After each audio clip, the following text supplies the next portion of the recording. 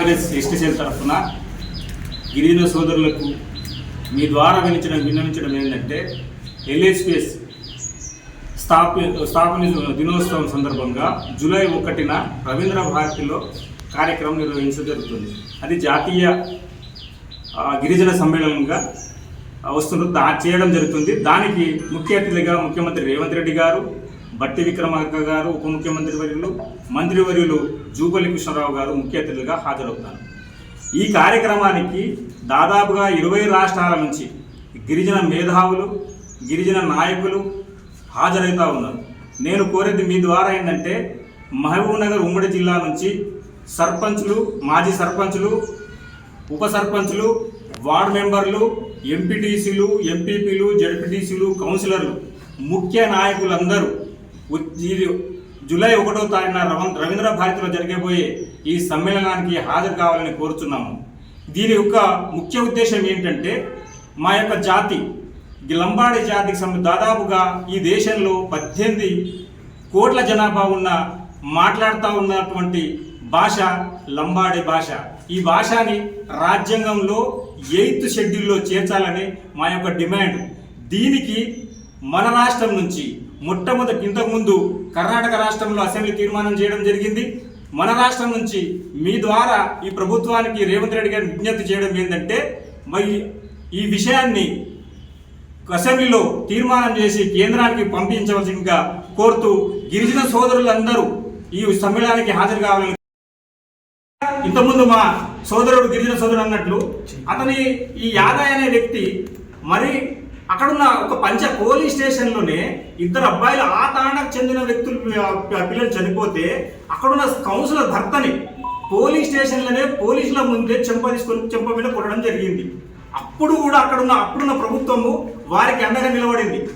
Congress party వచ్చినాక rowdyism పెరుగుతలేదండి, అక్కడ ముందు నుంచే ఉన్న వ్యవహారం ఉందండి. ఇప్పుడు మేము ఒకటే కొడుతున్నాం. ఇటువంటి చర్యలు మళ్ళీ పునరావృతం కాకుండా ఉండాలి అంటే పీడీ యాక్ట్ చట్టంలో కేసు బుక్ చేయాలని కోరుతా ఉన్నాం. మేము ఆ కులం మీద వ్యతిరేకం కాదు, వ్యక్తి మీద అంటున్నా ఉన్నాం. మేము యాదవులకు వ్యతిరేకం కాదు. అక్కడ ఉన్న మేము గిరిజన సోదరుల్లో ఉన్నాము, పెద్ద మనుషుల్లో ఉన్నాము. ఈ జిల్లా హెడ్ క్వార్టర్ కూతపేట దూరంలో ఉన్న ఆ తాండాలో మేము పోయి మాట్లాడుకుంటాం. మా సమస్యలు ఏమైనా ఉంటే మా నుంచి కాని పక్షంలో మిమ్మల్ని పిలుస్తాం. మాకు దృష్టికి వచ్చింది ఇంతకుముందు, మేము మాట్లాడదాం, సాల్వ్ చేసుకుందాం. అంతే లోపలనే ఒక వర్గానికి పోయి సపోర్ట్ చేసి, ఒక కుటుంబానికి సపోర్ట్ చేసి దౌర్జన్యం చేయడం సమంజసం కాదని మీ ద్వారా తెలియపరుస్తున్నాను.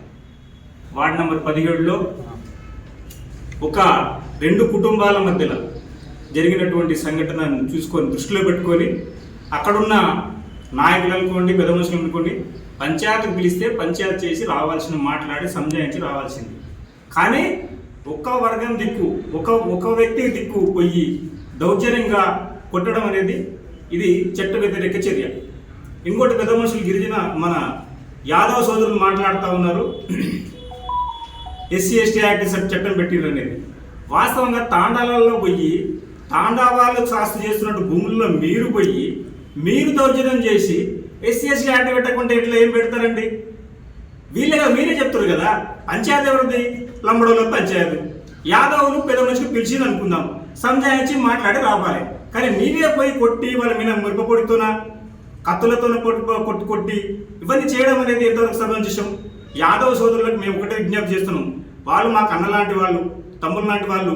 ఎక్కడైనా జిల్లాలో కానీ రాష్ట్రంలో కానీ లంబడోళ్ళు, యాదవులు వీళ్ళందరూ అన్నదమ్ముల్లాగా ఉంటారు ఈ జిల్లాలో. ఎందుకంటే అడవికి సంబంధించిన ప్రాంతం వాళ్ళు వచ్చిన వీళ్ళు జంతువులను అక్కడ మేపుకొని, గొర్రెలను మేపుకొని ఎక్కడ ఉంటారు. లంబడోళ్ళ జీవన విధానం కూడా అడవితో సంబంధం ఉంటుంది, అడవులతో సంబంధం ఉంటుంది. కాబట్టి వీళ్ళు అన్నదమ్ములుగా మెదులుతూ ఉంటారు.